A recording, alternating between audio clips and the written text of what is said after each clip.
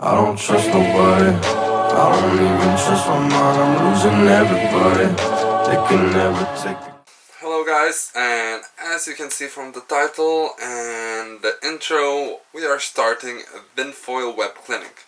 Over the past 12 months I actually spent more time on the foil than I've spent on the fin, and I finally feel like I'm ready to talk about it and share the knowledge that I've gathered with you. Because I didn't want to start doing a kind of a clinic series right away when I wasn't sure what I was doing myself.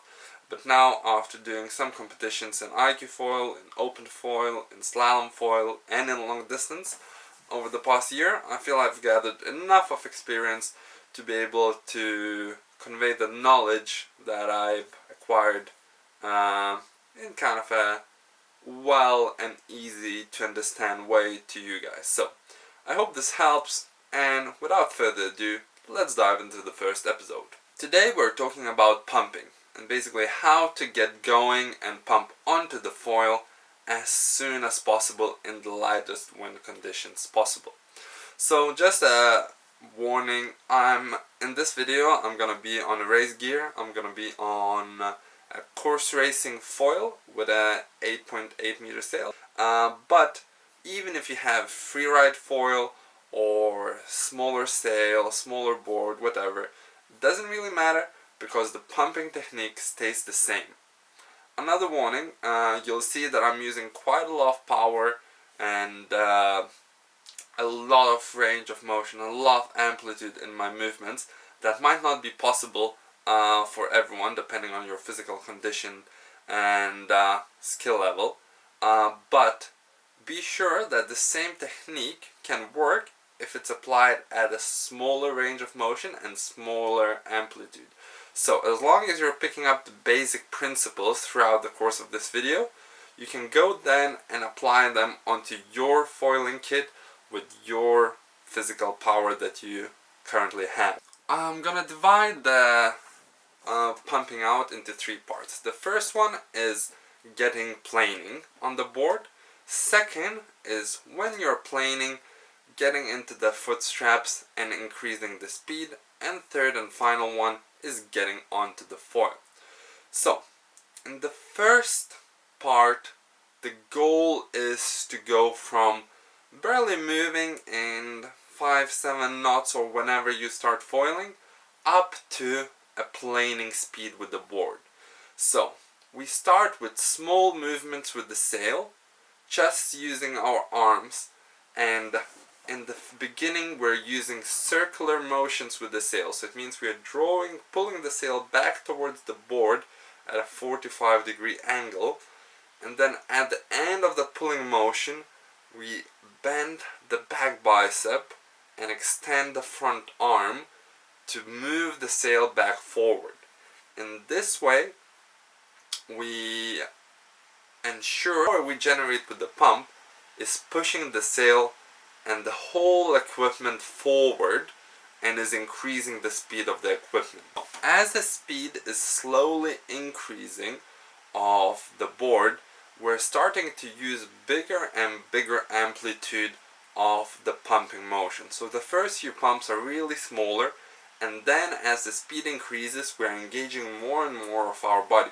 So then from the exercise just of pumping the sail with the arms, we switch to using a full body and engaging our legs. The biggest muscle group, the legs, and that's where we can generate the most power. So then we're pulling down on the sail, at the same time we're extending our legs forward.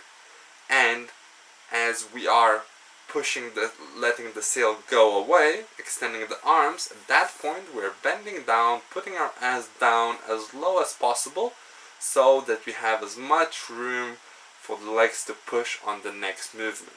In this way we are generating more and more speed and the board is starting to get plain. So, and now an important thing is to when step into the front foot strap. That will depend on your specific kit. And on some boards and depending on your weight you can get into the front foot strap even when you're not planing. If you can do that, try and do that, because then you'll have more resistance, more grip to push the board forward. If not, then try to get into the foot strap as you get going as soon as possible, as that will help you. Back foot strap, you can get into it when you're already on the foil or when you're playing. Now the goal is to generate as much speed as you need for the foil to lift over. So I really recommend not to try and lift off into the air too early, but to generate as much speed as possible while the board is still in the water, and then once you're confident that you have reached enough speed for the foil to be able to fly, then to lift off. It's really important that as we are pulling the sail towards ourselves and at the very end of the motion, right when the legs are extended, we release the board. We try to take off as much of the weight off the board as possible. It's almost like a small jump. This will allow the foil to have less weight on it and push the board up above the water and generate more speed. As we are pulling the sail towards ourselves and extending the legs, with the front foot we want to push the board as far forward as possible. So it's really a motion of pushing the board forward, not diagonally, not under us, but forward. And with the back foot we want to press the back foot into the board, into the water to sink the tail. So this motion will help the board to pop out of the water and get us planing and increase the speed faster. And now finally moving into the third part of the motion is the liftoff. So when we feel that we have enough speed to lift off, as we are pumping, we really want to press on the back foot harder and almost pull up on the front foot. And then that will allow the board to pop out of the water. Also, to ensure that this happens, as I said before, we really want to exaggerate the motion of almost jumping up at the end of the pull motion. So when the legs are extended and the arms are bent, we really want to end the motion with pushing the back leg down, pulling the front leg forward, and then release the weight. This will allow the board to pop out of the water and into the foil. Then we continue with the pumping motion, but now once we are in the air, the most important part is how we work with the foil. So what we want to do is basically allow the foil to rise as high as possible, and then at that point we're doing the pumping motion with the sail and letting the board drop back down as close to the water without touching it. So in this way we use the height that we have to generate the acceleration. Once we're pulling the sail towards ourselves and pushing the board, the push motion really has to be that down and forward with the front leg, but from the second half of the motion we want to be pushing down with the back leg and releasing the front leg so that the board pops back up and high. And this way you should get onto the foil pretty easily and get going a lot earlier than you did before with different pumping technique or with no pumping technique. Hook in and off we go, flying across the water. So I hope that was helpful.